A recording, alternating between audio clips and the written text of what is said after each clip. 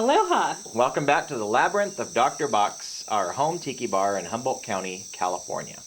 In this episode, we're going to explore backstories, why it's a good idea to have one for your home tiki bar, and share a little bit about our own. We're also featuring, of course, a cocktail, and the star of the show today is the Kon-Tiki Grog from the Kon-Tiki in Oakland, California. So we've noticed over the years that quite a few of the tiki bars that we've been to have a backstory. It's usually featured somewhere on their menu and explains a little bit about the lore behind the bar and why it exists, usually fictionally. So throughout our travels to different tiki bars, we've collected a lot of menus. We have a pretty good collection. And we wanted to share a couple of the backstories that we like from some of these menus, just as examples for you. Okay, so we've got two we wanted to talk about.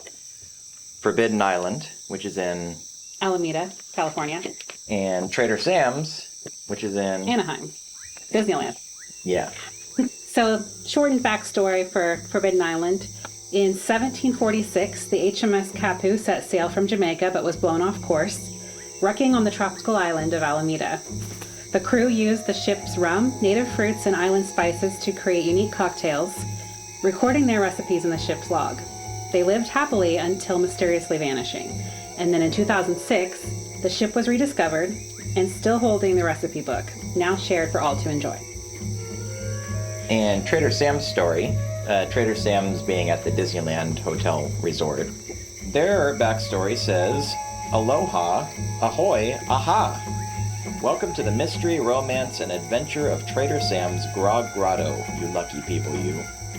Many years ago, legendary explorer Trader Sam was bitten by the bartending bug. Initially, we thought it was just a big mosquito. Sam set sail and searched the Amazon, Congo, Volcania, Polynesia, and every exotic locale in between for ingredients to mix into these magical libations, along the way collecting many of the items you see around you, souvenirs and gifts from all over the globe.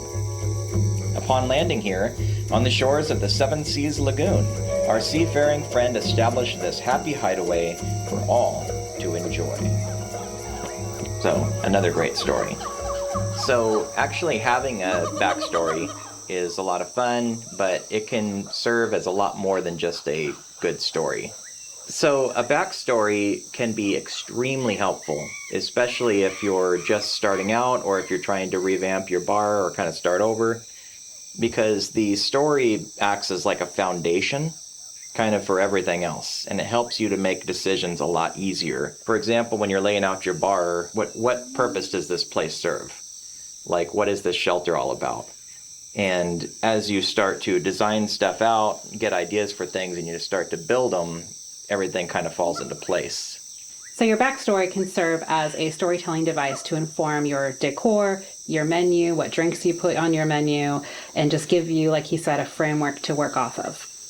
On the menu, like if your story has characters, like say it's a ship captain or it's a tribal chief, you can name your drinks after these characters that you've created. It's an easy way to make drink names. And it just adds to the whole feel and ambiance of what you're doing. It gives cohesiveness to the whole idea of your bar. So in a lot of tiki bars, obviously you feel like, okay, I'm on an island. That's really cool. But if you know through a story where exactly on the island you're at and what happened where you're sitting, it makes it a lot more exciting. Are you somewhere where a couple hundred years ago there was a great battle? That gives it a more historical feel. Or why are you in a hut? Is it to protect you against enemies that may be lurking outside, looking through the windows? Spooky. And speaking of naming drinks after your characters, one of our drinks on our menu is named after the hero of our story, Dr. Box, and it's called Box's Punch, which we will be featuring on our next episode. So a little bit about our backstory. And so the story goes, one stormy night deep in the South Pacific, the British Royal Navy schooner HMS Rift ran aground on the rocks off the coast of this small island, Aku Nui. The shipwreck ultimately proved fatal to all on board except one man, the ship's doctor, Henry Box. This sole survivor soon discovered that he was not the only person on the island. Two tribes of natives also lived here. One of them, Dr. Box referred to as the Friendlies, and the others were the cannibals. To have any chance for survival, Dr. Box had to act fast. What steps could he take to preserve his life? His solution was brilliant, but involved a massive amount of work. This was to build an immense labyrinth, seamlessly weaved into the thickest areas of jungle. Complete with dead ends, diversions, pitfalls, and snares, this death trap was quite sufficient at holding off most natives who aimed to take Henry Box's life. On occasion, a skilled warrior would make his way successfully through the labyrinth and reach the doctor's sanctuary. You are now standing in that sanctuary.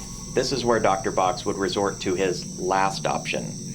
On the long table here were concoctions that he had developed, exotic drinks so fetching and so intoxicating to the natives that they had no choice but to let him live, for they did not have the recipes to recreate the drinks themselves. Years later, Henry Box's son, Watson, discovered his father's place of hiding, though it was now abandoned, as was the rest of the island. The biggest discovery the search party did make was a small wooden box hidden away inside a cave. Inside were found all of Henry's recipes. No one knows Dr. Box's fate.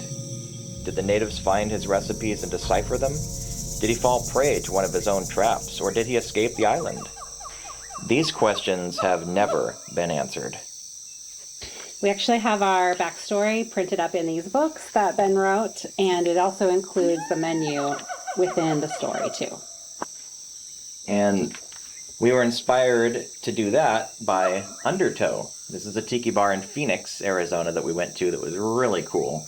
And this is what they did. They had their book, it had a story in the book, and within the book was the menu. So we thought that was pretty awesome. We wanted to kind of, steal that idea. And we'll delve more into our story in future episodes, but that's the gist of it. But enough about stories. I think it's time we make a drink. That's a good idea. But first, please subscribe to our channel. And don't forget to ring the bell. So we're making a drink tonight that is from the Kon-Tiki in Oakland and is called the Kon-Tiki Grog. And the Kon-Tiki Grog in 2017, this was when we were kind of starting out with the tiki thing, I ordered the Kon-Tiki Grog. It became one of my primary inspirations for actually getting more into exotic cocktails. Something in the flavor, when I drank that, I remember it very clearly. It had such a unique flavor that I hadn't tried yet, because up to that point I'd mostly drank like painkillers, pina colada type stuff. This was a whole different ballgame. It's like, what is that flavor? And I was just shocked at how much it tasted like I was some other time and place. Because I kept telling Audrey that it tasted like old. Like it tasted like a vintage, like somebody had made it in the 1960s or something, set it on a shelf, and then shook it with some ice to chill it and served it to me. In a good way. In a great way, yeah. And it was just, every sip was like, what is that? That's amazing. And then I wouldn't find out until later when I tracked it down. It's like, oh, it's the Jamaican rum. And so it's got that little bit of funk to it, and it's just delicious. And it's actually Hamilton Jamaican Pot Still Black is the rum that they use in it. And that, of course, is going to be the rum that we're going to use today.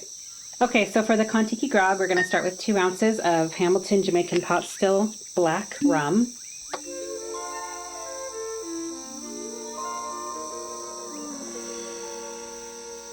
An ounce of pineapple juice.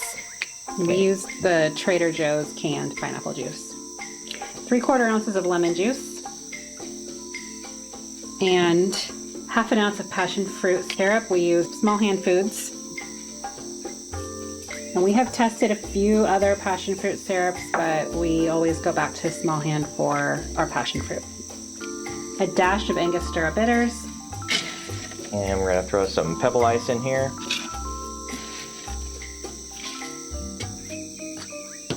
Time to shake.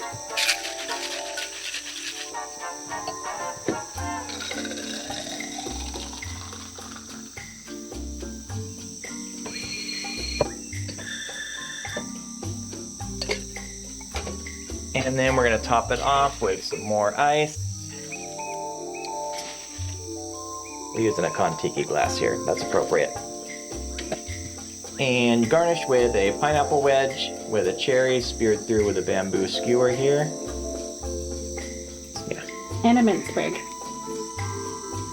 And then a straw from Surfside Sips, hand-blown glass straws.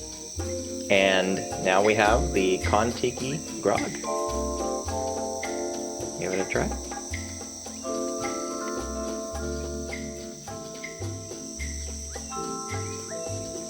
And that's delicious. So even after all these years, it still tastes amazing to me. I really love the flavor. The rum is perfect. It's got 2 ounces of the funky Jamaican rum. Not overly funky, but just enough to where it adds that mystery to it and just tastes awesome. I'm not a fan myself of passion fruit forward drinks. This definitely has the passion. You could taste the passion fruit in it, but it's just a note. It's just, you can tell it's there, but it's not overpowering. I really like it. So the Kon-Tiki menu describes it as having murky rum and fruit juice, and there's not really any way to describe what murky rum tastes like until you taste it. Then you'll know. And the drink actually looks a little murky too. We're just gonna finish this if you don't mind. And I like how straightforward this drink is. It's not really that difficult to make at all. There's only a few ingredients really. A lot of grogs are kind of like that, but it's just really good. It's almost like a perfect grog. And there's only 5 ingredients, which for a tiki drink is pretty minimal. We've made plenty with like 11, 12 ingredients, and those are fun, but it is easier than that. Yeah, for sure. So we're nearing the end of our drink and the end of our episode. Thank you for joining us again here in the Labyrinth. And we look forward to inviting you back next time, because it's going to be fun and delicious. We promise. Until then, if you're anywhere near Oakland, stop by the Kon-Tiki and grab a Kon-Tiki Grog. Good idea.